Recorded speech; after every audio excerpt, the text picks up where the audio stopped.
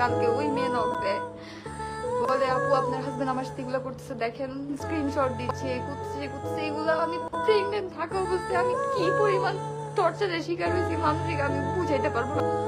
ওকে আমি এমন করে বলছি আমার মধ্যে কি কমতি আছে আপনি যদি আমাকে বলেন আমার মধ্যে কি কমতি আছে, আমি দরকার হলে সেটা চেঞ্জ করে আপনার মন মতো হবো। আল্লাহর কসম, আল্লাহ সাক্ষী আছেন আমার, আপনি, আমি জানি আপনি আমার লাইফটা দেখতেছেন, আমি আপনাকে এভাবেই কিন্তু বলছিলাম।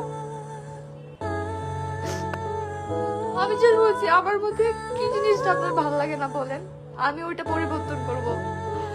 কি আমি শুকনো, আমার ভালো লাগতেছে, আমার কোনো ফিগারে প্রবলেম, আমি জিম করব, সমস্যা নাই, তাও আমাকে ছেড়ে যাইয়েন না, তাও এগুলো আর করিয়েন না। আপনাদের কোনো আইডিয়াই নাই এই মানুষ যে এত ভালো সাজতেছে, এত সুন্দর সুন্দর কথা বলতেছে, আপনাদের কোনো আইডিয়া নাই যে এই মানুষটা কিরকম। চিটাগের ওকে চিনে না এমন কোনো মেয়েই নাই, খালি এই বলটাই চিনে নাই। খালি ভালোবাসাটুকু দেখছি, কখনো মানুষজন যে এসে বলতো ওইটাও বিশ্বাস করতাম না, মানুষজনের কথাও কখনো বিশ্বাস করি নাই। মানে এত অন্ধ হয়ে গেছিলাম, এত ভালোবাসা আমি আমার জীবনেও পাই নাই। এত ভালোবাসতে নেওয়াজ আমাকে, আমি সত্যি বলতেছি, আমি নেওয়াজকে পেয়ে এত খুশি ছিলাম যে আমি এত ভালোবাসা কখনোই কারো কাছ থেকে পাই নাই। আমার সম্পর্কে এর আগেও অন্য মানুষের সাথে ছিল, আমাকে কেউ